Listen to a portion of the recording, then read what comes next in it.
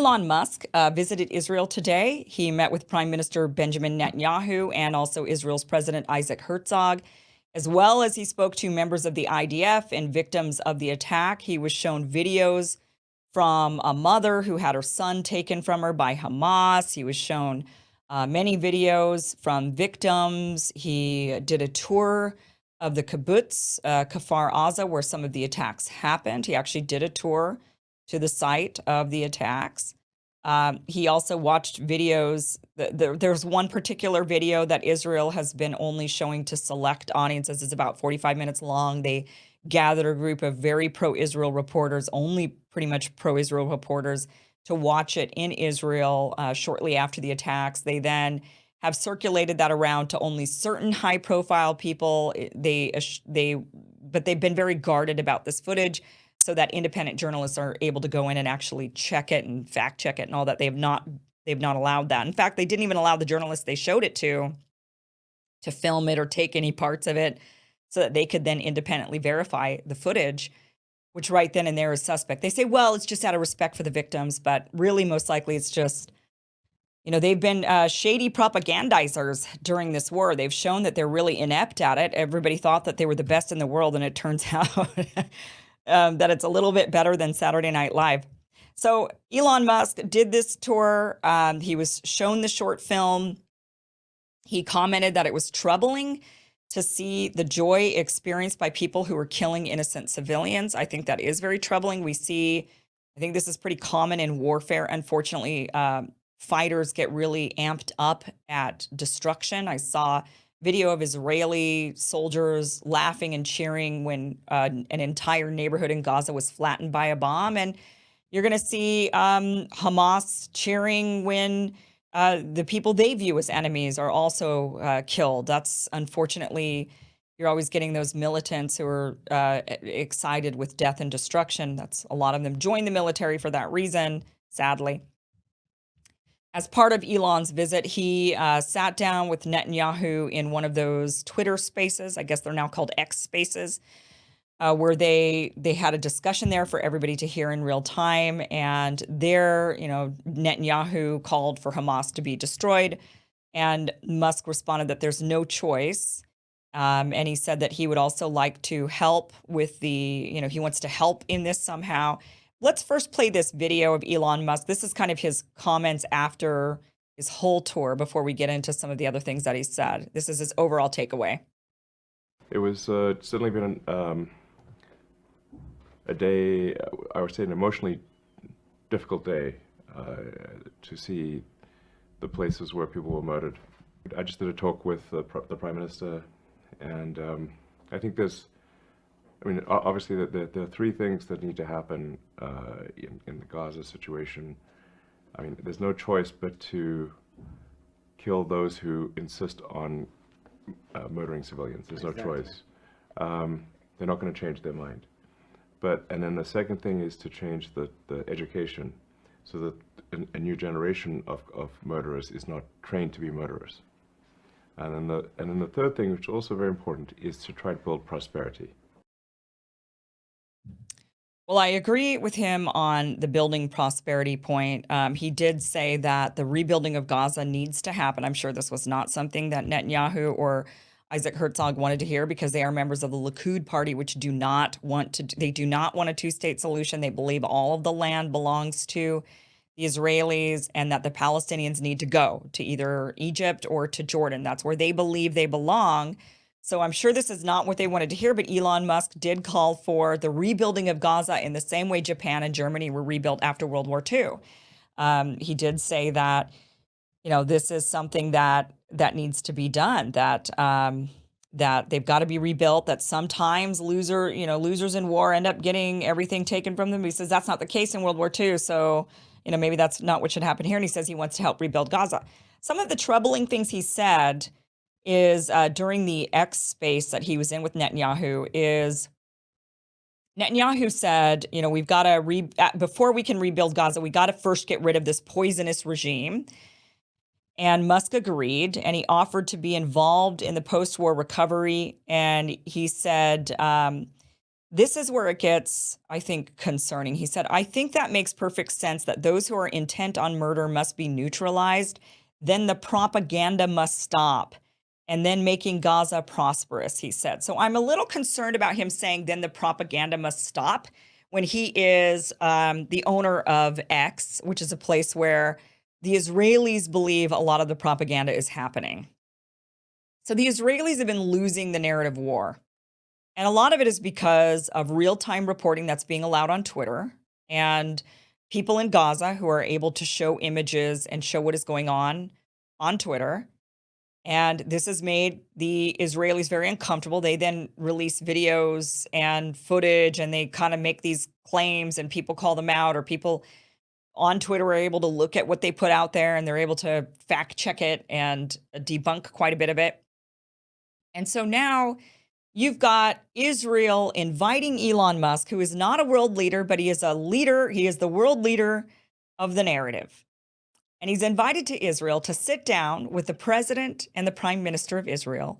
And what do you think their agenda was with Elon Musk? Do you think they were really bringing him out there to ask the multi-mega billionaire to help rebuild Gaza for the Palestinian people? Do you think that was their purpose for bringing him out? Pretty much sure that was not the case. No, they brought him out there because they want the propaganda to stop. They brought him out there because they want him to filter and control and ensure that the narrative stays on the side of the Israelis. That is why he was out there. Have you ever seen Elon Musk brought to a middle of a war zone somewhere else? The only reason why he was there was because the Israelis are losing. They're losing the narrative. And so Elon Musk saying that the propaganda must stop is concerning, and I think many of us are just going to have to wait and see what this means for Twitter or X, whatever he wants to call it.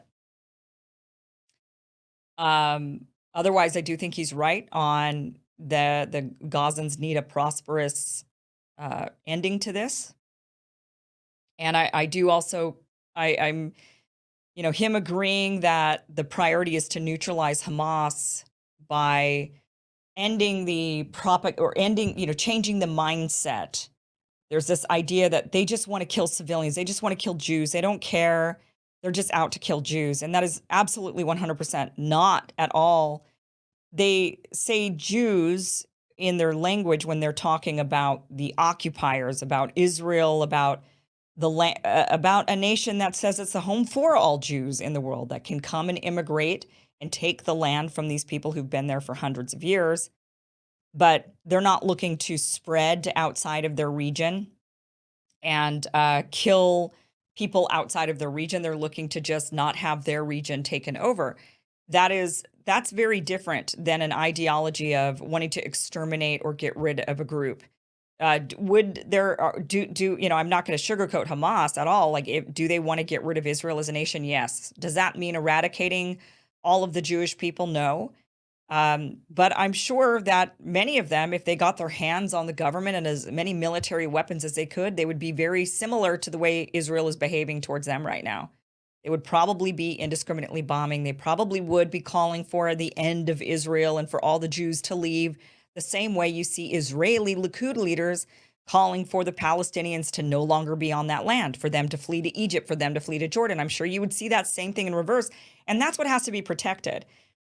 If we can come to an end to this conflict, if it's possible for the Palestinians to gain their state and to gain autonomy and to be controlled by themselves and to be able to have a true sovereign nation where they have control over their air, their water, their ports, their land, their cell phones, their military, if they had the ability to do all of that, we would have to guard against the hate rising up and causing having these genocidal tendencies. We'd have to guard against that. The victim often becomes the perpetrator. We see the abuser. The victim often, we see this just in regular life. A person who's abused in childhood grows up to abuse their own children. And that happens with nations as well, with a group of people who are abused. And we've seen this with, in my view, with Israel, that a group of people who were abused, they were pushed around, they were exterminated, they were told that they don't belong, and they are now in a place hunkering down, saying, no, this is ours and you don't belong, and employing many of the same tactics that they did that were used against them. the victims becoming the abuser. We'd have to guard against the Palestinians, once they gain power, also having that same outcome of victims becoming the abuser. And they, of course, have the propensity to do it. We're all human beings. We're all the same. We're all exactly the same. Nobody's different. The Jews aren't different. The Palestinians aren't different. You and I are not different. We all have these instincts. And so we'd have to guard against them, and we have to put measures in place to protect the Jewish people who are living there. Absolutely 100% need to be protected in the event that the dynamics were to shift, the power changes. We have to constantly protect. But that's not what's happening right now. We're, in fact, aiding and abetting. We're not protecting. We're not protecting these, we're not protecting people from themselves. I mean, we're not protecting the Israelis from themselves, from their own bad ideas, from their own genocidal or ethnic cleansing ideas. We're just going along with it because of what happened to them, saying, well, you were abused, so now you can get away with anything you want, including abusing another group. We'll just turn a blind eye because, you had it bad. It's like saying to the little kid who grows up to become an abusive ass, saying, well, you were abused by your dad, so I guess you're going to be the abusive dad. I mean, and we do see people do this. They do this. People do this. They make excuses for the abuser, and they say, well, but he had a bad childhood. He had a bad childhood. So we just have to, give him a pass. No, we don't give him a pass. We don't, just because they had a bad childhood. So why do we do it for entire nations? Why do we say to groups of people, well, because you were genocided, I guess it's okay for you to genocide others? No, we don't say that. We shouldn't be allowing that.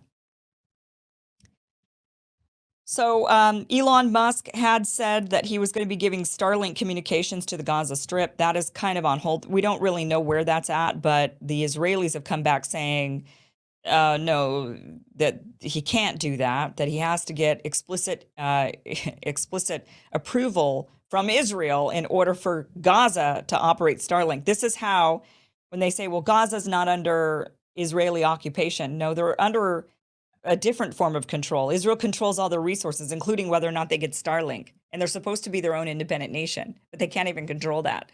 So that just goes to show that. So we'll see what happens with Elon's trip to Israel. We'll see what the outcome of this is. Hopefully there will not be any suppression of information or speech on X. I do want to show you this. Did we grab this tweet from Torah, Judaism? They're an interesting group. I believe they're based in Israel, but they are Jews united against Zionism. They're very much against Zionism.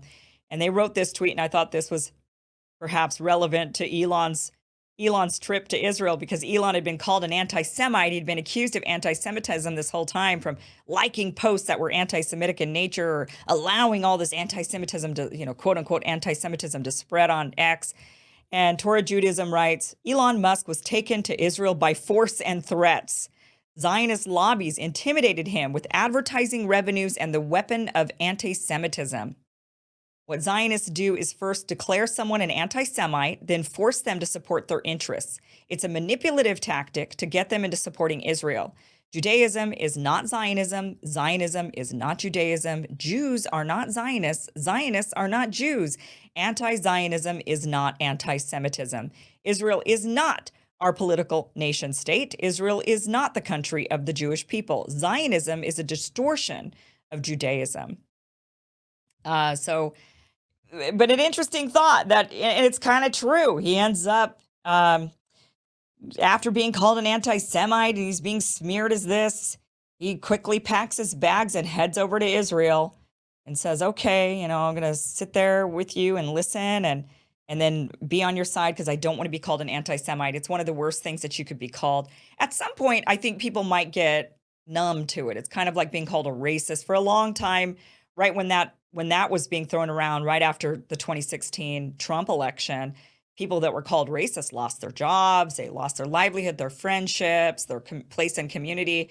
And it was a pretty terrible thing to be labeled. But then once people realized everybody was being called a racist for anything and everything, it lost its value, it lost its meaning, and it lost its power.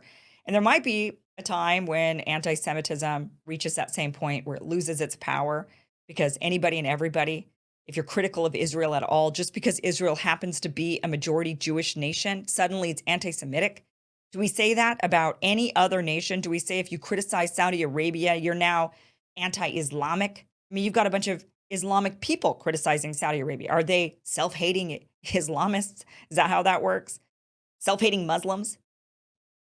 We criticize Christian nations all the time. We criticize Russia. Does that make us anti-Christian because Russia is a majority Christian nation?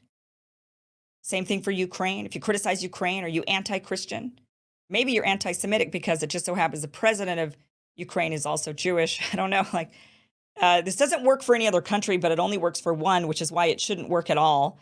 And maybe it will lose its power in the process. We'll see. But Elon Musk held captive, or he does his, held hostage in Israel, according to Torah Judaism, or he did his pilgrimage and he'll come back a changed and converted man. I don't know.